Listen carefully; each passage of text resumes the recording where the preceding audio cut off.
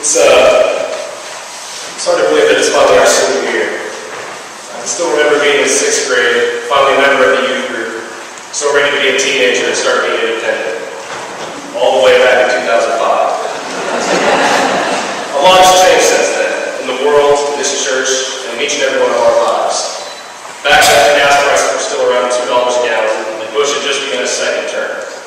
Thought I'd mention the good and the bad.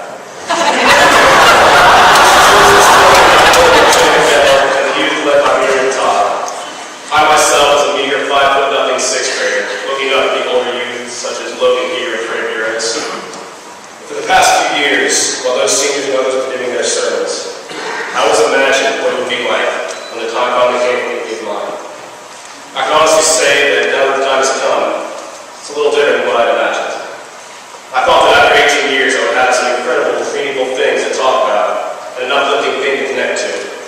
And that wasn't entirely wrong. I know that some of the things I say will help you connect with the message we're trying to portray today. As I'm sure many of you know, the skit we just performed is very central to our theme. And it's a little different than things that past years have done. A couple of months ago, right as we were beginning to be a senior, someone sent me a link to this video, telling me how incredible it was. And I'm sure you all have received emails like that.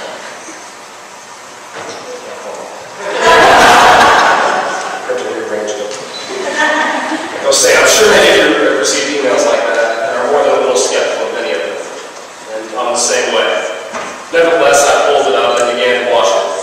And what can I say? For the first minute or so, I couldn't figure out what was going on or what it was supposed to be about. And multiple times I came really close to stopping it. The further in I got, though, the clearer things became. And I can still remember exactly how I felt at the climax. I don't know how many of you have actually seen the video, but we did it a little differently than they did.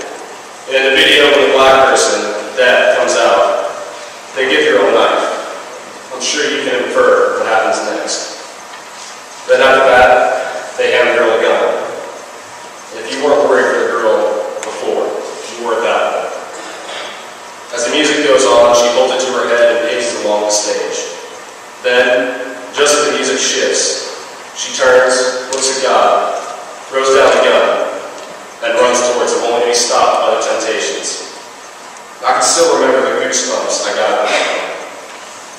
There's a saying I've heard for years, that the most joyful high points in our lives come only after we've gotten through the most trying times of our life. That's why this skit is so powerful, and why I believe it would be an amazing theme for this Sunday. The reminder to all of us of what it's like to come out on the other side after going through a tough time in our life or the life of a loved one. And this is also why I personally connected so much. As I mentioned earlier, these past years of high school have been incredible and flown by so fast. If you look back before that, my days in junior high, I can't say the same. I was not the confident young man that I am today. Many people say that middle school is one of the roughest times of a child's life, and they're only just beginning to figure out who they really are. And I was no exception to this. Going into junior high, I didn't have a clue who I was. And all I really knew was that whoever I was, I didn't want to be anymore. I had no confidence in myself or who I was. This is something I don't usually talk about, and there aren't many people who know the thoughts that ran through my mind throughout that time. But during my first few years in junior high, I had a few times where I did struggle with depression. And as foolish as it seems now, there were even times when the thought of suicide crossed through my mind. It's hard to think about this now. Just the thought that I might have given up everything was such a rash, selfish decision. It's still hard to imagine.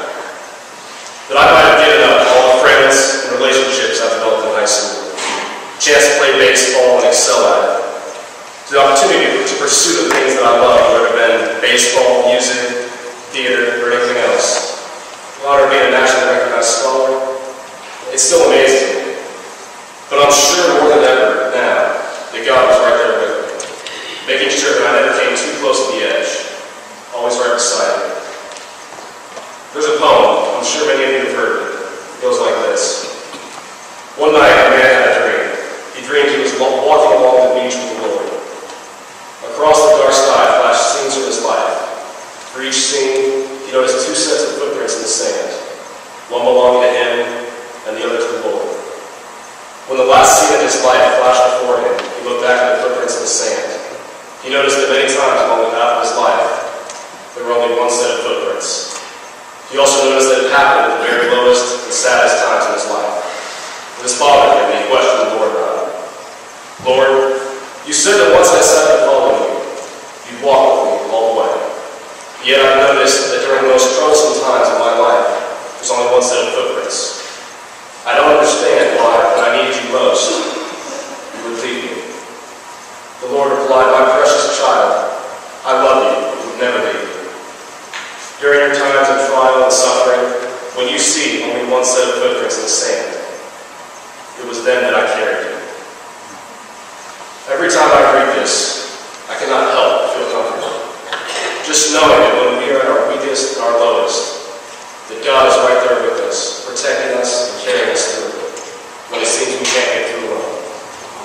If there's one thing to remember, it's this, that no matter how far we fall, no matter how disheartened we feel, no matter how difficult life may seem at the time, God is right there with you, walking beside you and lifting you up when you can't